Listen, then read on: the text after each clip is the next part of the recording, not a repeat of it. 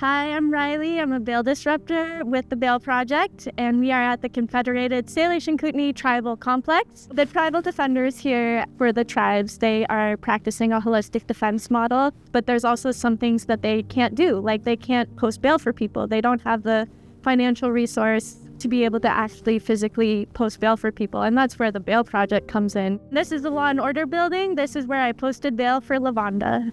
My name is LaVonda Marie Curley. I'm an enrolled member of the Confederated Salish and Kootenai tribes on the Flathead Reservation. I was a problem child. They kicked me off the res when I was 14. Gave me a choice to go to a boarding school in Oklahoma or to go live with my aunt in California. And so I chose my aunt, and they said till I graduated high school or turned 18, I was not allowed back here. I had some really good teachers, though, that believed in me. They said I could be a voice for my people. I got 3 full scholarships for political science, which is crazy. I came back for my brothers and my sister. I felt bad being down in California, having this good life, living the dream. You know, it was always in the back of my mind about my brothers. They were going without, and my sister, and I didn't feel like I deserved it. I should be there with them. So I started out as an alcoholic. I was introduced to crank when I was 26. I didn't care, didn't have no respect for the law for sure. But something did change, after losing my mom to cirrhosis. Well, my daughter and my son, my nieces and my nephews deserve to see a better version of me, because literally I'm like the elder in my family now. Both my aunts, my mom, and my uncle, they're all gone. They all passed away. And so I was like, I want to go to treatment to even think that I wanted this sober life is like, and I don't know, it's crazy. I just never thought this would be me, and I never thought I'd go to jail sober.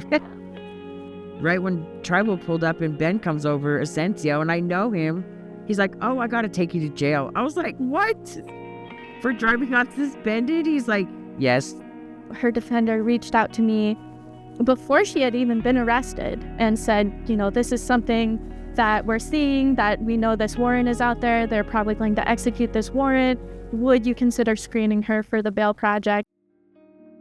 When she was in jail, I asked, what's her bail? And they said $250, which is the standard bail amount for driving while suspended or revoked. And I said, well, what about this other warrant that she's got? And they said, well, we don't have that.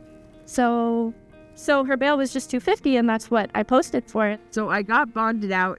I had to turn myself back in because they found another warrant that I had with the tribe, which was from 2015, I want to say. Really old. So not only had she been in jail, just a few days before on the first warrant, she had to come back and turn herself in. So it was a pretty stressful time, but thankfully we were able to communicate and get through it together, and she's so brave and so determined. So we got those 2 situations knocked out.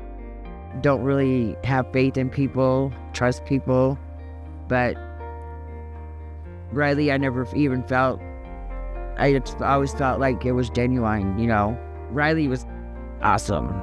It's just important to hear people where they're at, and it's so much more than just listing out the charges. And it's about hearing where they're at in their life, where they're at emotionally, where they're at mentally, and hearing where she was at in her journey, how, she's at this really high point of her involvement with the criminal justice system, and how important it is to not break people's momentum when they're at a high point. One thing I've learned from doing this job is that, there's so much more to the story than what you get charged with.